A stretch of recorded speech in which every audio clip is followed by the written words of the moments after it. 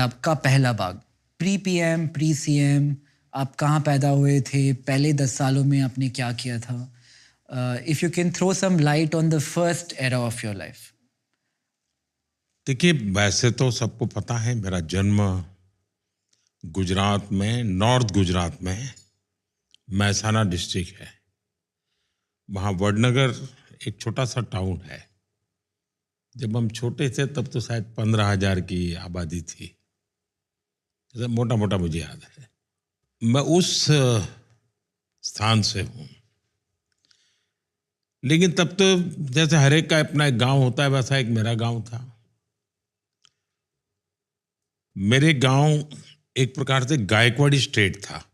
तो गायकवाड़ स्टेट की एक विशेषता थी, हर गांव में एजुकेशन के प्रति बड़े आग्रही थे।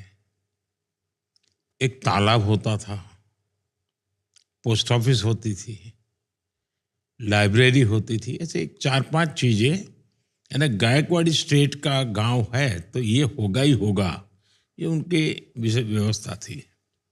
तो मैं वो उस गायकवाड़ी स्टेट की जो प्राइमरी स्कूल बनी हुई थी उसमें ही पढ़ा था।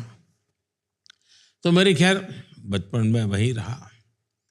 तालाब था तो स्विमिंग करना सीख गए वहाँ। मेरे परिवार के सबके कपड़े मैं धोता था, तो उसके कारण मुझे तालाब जाने की इजाज़त मिल जाती थी।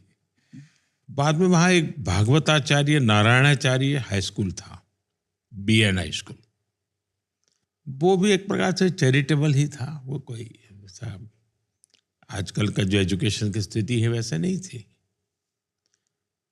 तो मेरा वहाँ स्कूली शिक्षा वहाँ पर हुई। उस समय ये 10+2 नहीं था, 11वीं कक्षा हुआ करती थी। मैंने कहीं पढ़ा था कि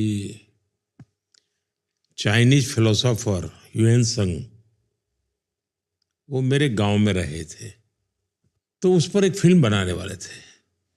तो मैंने उस समय शायद उनकी यहाँ एम्बेसी को या किसी को चिट्ठी लिखी थी कि भाई आपने कहीं पढ़ा है कि आप ह्यूएन त्संग के लिए फिल्म बना रहे हैं। तो मेरे गांव में वो रहते थे, अब उसको भी जिक्र कहीं करना, ऐसा करके मैंने कुछ प्रयत्न किया था। वो बहुत साल पहले की बात है। उसके पहले मेरे गांव में एक रसिक भाई दवे करके थे। वे कांग्रेस के लीडर थे, थोड़े समाजवादी विचार के भी थे, और मूल वो सौराष्ट्र के थे और मेरे गांव में आकर के बसे थे।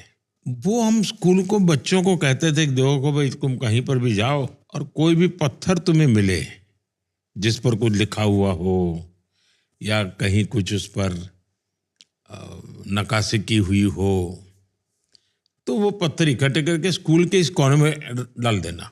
धीरे धीरे वो बड़ा ढेर हो गया था। लेकिन तब मुझे समझ आया कि उनका इरादा ये था कि बहुत पुरातन गांव है, यहाँ के हर पत्थर में कोई न कोई स्टोरी है। इकट्ठा करो, जब भी कोई व्यक्ति आएगा तो इसको करेगा, शायद वो कल्पना रही होगी। तो मेरा भी ध्यान उस तरफ गया। 2014 में जब मैं प्रधानमंत्री बना तो स्वाभाविक दुनिया के लीडर से कर्टसी कॉल करते हैं। तो चीन के राष्ट्रपति शी, उनका कर्टसी कॉल आया, शुभकामनाएं वगैरह वगैरह बातें हुई। फिर उन्होंने खुद ने कहा कि मैं भारत आना चाहता हूं। मैंने कहा बिल्कुल स्वागत है आपका, आप जरूर आइए।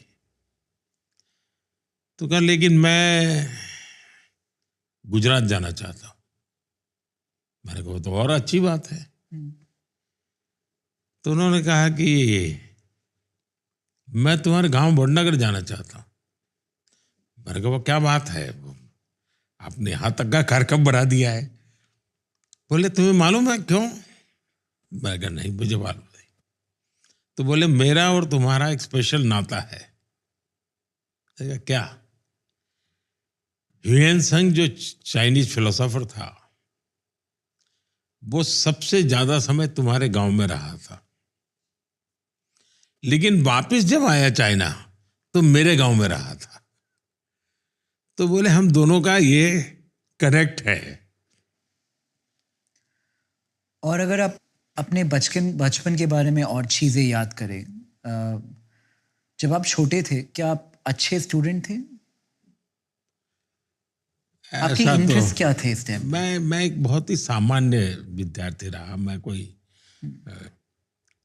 किसी भी प्रकार से कोई मुझे नोटिस करे ऐसा नहीं था।